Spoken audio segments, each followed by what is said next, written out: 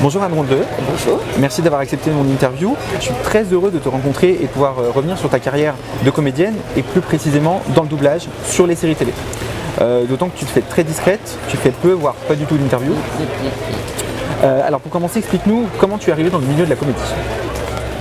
Tu veux dire comme comédienne Comme comédienne. ou le doublage? Comme comédienne. Comment je suis arrivée là-dedans? Moi, je voulais faire ça depuis toute petite parce que je fais partie d'une grande famille, donc beaucoup de cousins, de cousines et tout. Et on mettait dès très tôt des planches et on faisait des spectacles. Et je me sentais chez moi, donc j'ai voulu rester là, rester dans la cour de récré un peu aussi, c'est ça.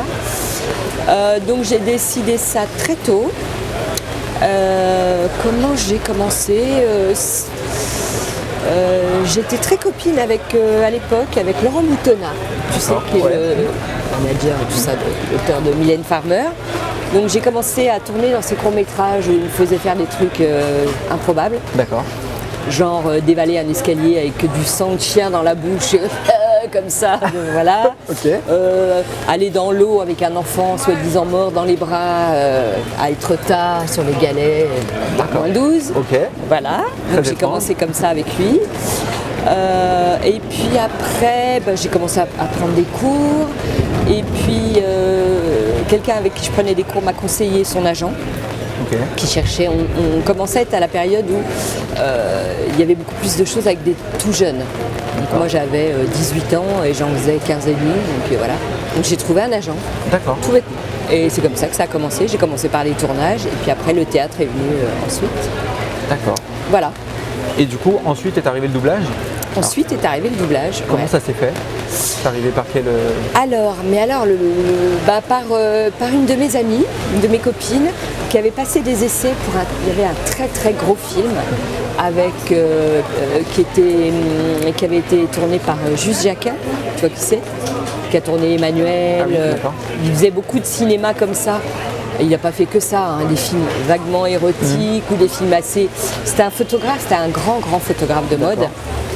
Et il avait tourné un film qui s'appelait Gwendoline, qui était une coproduction franco-américaine. D'accord. Et il cherchait son héroïne. Le film était... c'est vraiment tiré d'une bande dessinée, donc c'était vraiment de la bande dessinée. C'était pas un film érotique. Hein. Il y avait Zabou Bretman qui faisait ses débuts aussi dedans. Et il cherchait son héroïne, donc il faisait passer des essais partout. Et moi, ma copine me dit, mais tu devrais aller passer des essais. Téléphone de ma part.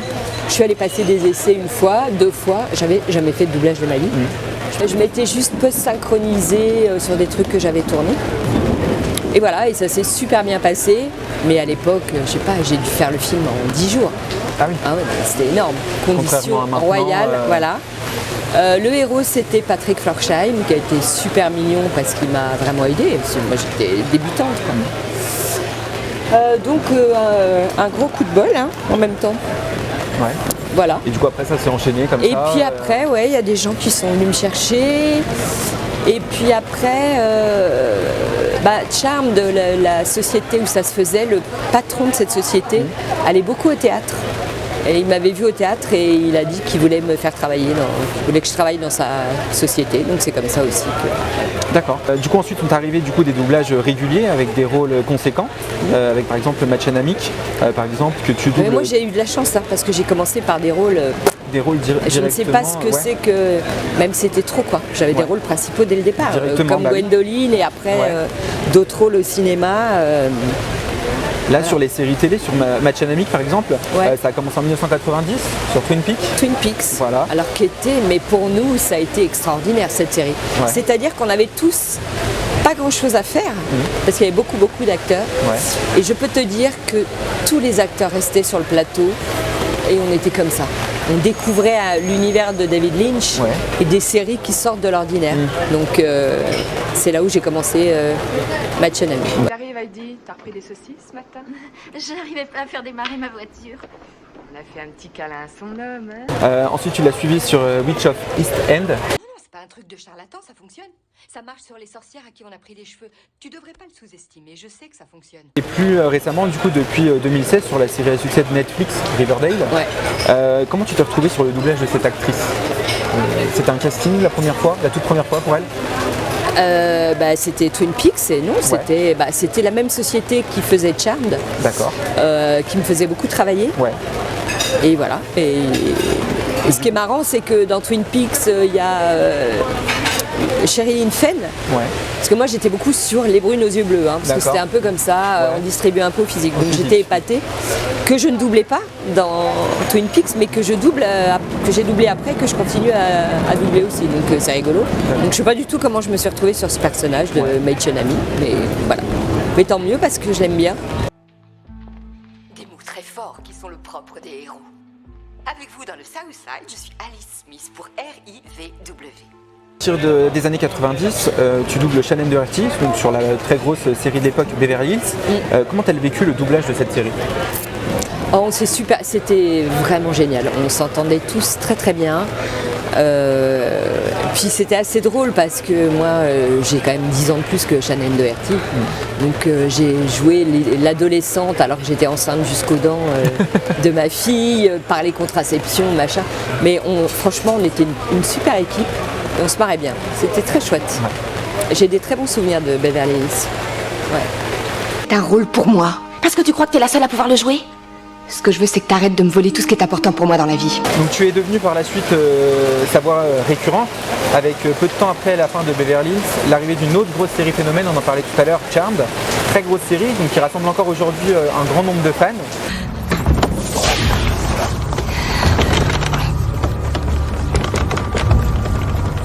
Comment est-ce que vous faites? On m'a envoyé pour vous aider. Je vais vous sortir de là. Libérez l'empathique. Libérez-le de ce don. Que sa souffrance disparaisse pour toujours. L'aventure Charmed, ça s'est passé comment pour toi? Atroce. Atroce. Que des connasses. Non, c'était vachement sympa, pareil.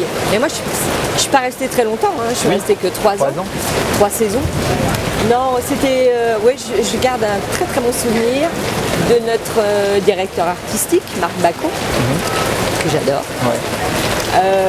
Et puis de mes petites camarades de jeu. C'était très chouette. On faisait un peu ping-pong comme ça. Non, j'en garde vraiment un bon souvenir. Et moi, de toute façon, j'adore les trucs de sorcières. C'est vrai? Ah, j'adore ça. La magie noire, tout ça. J'adore ça. Tu l'as doublé sur quasiment l'ensemble de ces téléfilms et séries télé. T'as une préférence pour un de ces projets? Non. Moi j'ai aimé Charmed de toute façon j'aime bien quand les équipes. Donc voilà, on était une bonne équipe. Après sur ces téléfilms, il y en a un que j'ai bien aimé, mais je ne me demande pas le titre, je ne sais pas. D'accord. Qui était très chouette parce que c'est une très bonne comédienne que j'ai doublée il y a. Ça doit remonter à 3 ans. D'accord. Sur le harcèlement et les violences faites aux femmes, et je trouvais qu'elle était vachement bien. C'est une très bonne comédienne en fait. Ouais. Quand elle est tenue, quand elle est dirigée, elle est très très bien. Niki vient de me mettre au courant du genre de relation que tu entretiens avec ma fille. Laura, j'aime Sarah. Et Sarah même. Tu l'as jamais frappée? Non. Tu lui as jamais tapé dessus quand elle est venue chez toi? Tu l'as pas giflé au bal du Si lycée? c'est ce que Niki vous a dit, elle raconte des conneries. Je pourrais jamais faire de mal à Sarah. Je t'interdis d'essayer de rejeter la faute sur Niki. Je t'interdis. Rob, si tu sais où est ma fille, dis-le. Entre les années 90 et 2000, tu es également la voix récurrente de Yasmine Bleak. La plantureuse Caroline d'Alerte à Malibu, que tu as doublé par la suite dans d'autres séries et téléfilms, dans Alerte à Malibu, et d'ailleurs la deuxième voix. Exactement, c'est Dominique. Dominique Vallée était la première voix de... Et alors enceinte jusqu'aux dents, obligée de rester allongée, et voilà. D'accord, tout s'explique. Et donc j'ai passé des essais, et c'est moi qui l'ai remplacée. Salut Donna, je suis tellement contente de te voir. Moi aussi. Salut, je suis Caroline Holden. Nanny Mackenzie, on m'a beaucoup parlé de toi. Non, ça va, j'espère qu'on lui a parlé de mes nombreuses vertus et qualités. Donc tu es également une voix récurrente d'Olivia Williams, que tu as d'ailleurs doublé en 2009 sur la série de Joss Whedon Dollhouse durant 2 saisons. C'était une bonne expérience cette série? C'était pareil, un univers un petit peu particulier? C'était ce dont je me souviens, c'était pas mal, c'était spécial, mais j'adore cette comédienne. Notre influence est substantielle, mais cet alpha avec ses facultés que nous lui avons données, on a du mal à le trouver et à le placer sous bonne garde. Nous ne sommes pas tout puissants. C'est une comédienne anglaise, et d'ailleurs je viens de la doubler dans... Comment s'appelle cette série? Ça a l'air vachement bien. Je crois que c'est le créateur de Buffy contre les vampires. D'accord. C'est David Kelly, c'est ça? Qui a fait cette série. Ah zut, j'ai un truc. Je vais retrouver. Ouais. Qui vient de sortir, D'accord. qui est fantastique aussi. Et donc je l'adore. Elle est très charismatique aussi. Hein. Ah mais elle a Une prestance. ah non, bah, elle était dans le 6e sens. C'est là où j'ai commencé à la doubler. D'accord. Le film avec Bruce Willis. Ouais. Elle faisait la femme de Bruce Willis. Moi j'ai adoré le film. Ouais. Et c'est là où j'ai commencé. Et voilà. Chacune de tes phrases laisse transparaître ton inclination. Si les invités soupçonnent Mademoiselle Adair de nourrir des ambitions sociales ou d'utiliser un don de façon à envoûter un bon parti trop influençable, les rumeurs qui s'en suivront pourraient être désastreuses pour nous et même dangereuses pour elles. En tout cas, une chose en commun parmi toutes les actrices, c'est elles ont souvent des rôles forts, des personnages de caractère. Comment tu expliques qu'on pense à toi à chaque fois pour ce type de personnage? C'est pas que c'est mon caractère de merde. Mais je sais pas, c'est très flatteur pour moi parce que c'est ce qu'il y a de plus intéressant. Bah oui. Donc je pense que j'ai du caractère. Ouais. La voix est charismatique, donc le Ah moi non, bah, me demande pas parce que moi j'aime pas me Non, bah, moi, je te le dis, Ouais. ta voix est charismatique. Ouais. Donc du coup, je pense qu'effectivement, quand on cherche un personnage, quand tu es directeur artistique, tu cherches un personnage, à doubler un personnage charismatique, effectivement, peut-être que c'est leur premier Bah choix. écoute, ce serait très gentil. J'aimerais bien. Ouais, je sais pas. Hein. Mais j'en doute, mais je ne sais pas. Quand on te fait référence à tes doublages, à quelle actrice on t'associe le plus souvent? Bah, Chanel Doherty. Ouais. Non, c'est pas que je l'aime pas. Hein, mais Ouais. ça m'a un petit peu pourri la vie quand même. Hein. D'accord. Voilà, parce que quand on est dans des séries qui cartonnent et qui sont multi-rediffusées, et qui représentent beaucoup, bah, on est associé uniquement à ça. Et voilà. Justement, c'était ma question d'après. C'est est-ce que du coup, tu penses qu'une actrice t'a permis de décrocher d'autres doublages ou au contraire, t'as mis des bâtons dans les roues peut-être pour du travail sur certains projets que tu aurais pu avoir, mais parce que tu avais Alors doublé telle clairement, actrice. elle m'a mis des bâtons dans les roues. Donc après Beverly Hills ou après Charmed? Après Charmed. Après Charmed. C'est vraiment. Mais Charmed, c'était diffusé en boucle tout le temps, tous les jours. Après, c'était à 18h30 ou 19h, je crois. Et c'est toujours diffusé. C'est vrai. Donc, Ok. Tu es également la voix de Felicia Day, l'inoubliable Charlie de la série Ouais. Supernatural. C'est dingue, hein. Je passais une super semaine, j'ai rencontré quelqu'un, j'ai téléchargé le nouvel album de Robin, tout se passait très bien. Ah, pas de bol. Là, pareil, un rôle complètement différent de tout ce que tu avais fait jusque-là. ouais, mais moi, c'est tout ce que j'aime. Hein. Ouais. J'ai fait ce métier pour faire plein de choses différentes.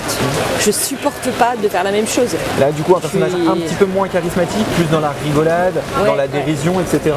Et pour en citer une dernière, parce qu'il y en a beaucoup, Catherine Herbier dans New York Section Ah bah Criminelle. oui, bien sûr. Elle est Ouais. super, elle est formidable. Ouais, vraiment. L'analyse des toxiques révèle 1,9 gramme d'alcool dans le sang. Et puis il prenait des médicaments pour la tension, des nitrates pour le cœur. Comment on aborde le doublage d'une nouvelle actrice? Une personne qu'on n'a encore jamais doublée, qui commence une carrière ou qu'on remplace? Contrairement à une Shannon Doherty eh ben, ou une il faut du Machine temps, que tu il connais faut par du cœur. temps pour se mettre dans ses chaussures. Ouais. Et on écoute beaucoup, on tente, parce que c'est très très mystérieux pourquoi ça colle pas. Quelquefois on a l'impression de faire la même chose et ça colle pas. Et puis à la limite, moi ce que j'aime bien faire c'est refaire les scènes D'accord. les scènes du début. Une fois que j'ai commencé à m'habituer à la comédienne. Voilà. D'accord. Merci beaucoup Anne d'avoir répondu à mes questions. Ouais. C'était vraiment un plaisir pour moi de te rencontrer et de pouvoir parler de ton métier de comédienne et du doublage, de ta carrière dans le doublage. On laisse un petit mot de la fin à Pau. Eh bien je vais stopper la pluie puisque j'en ai le pouvoir. Et voilà.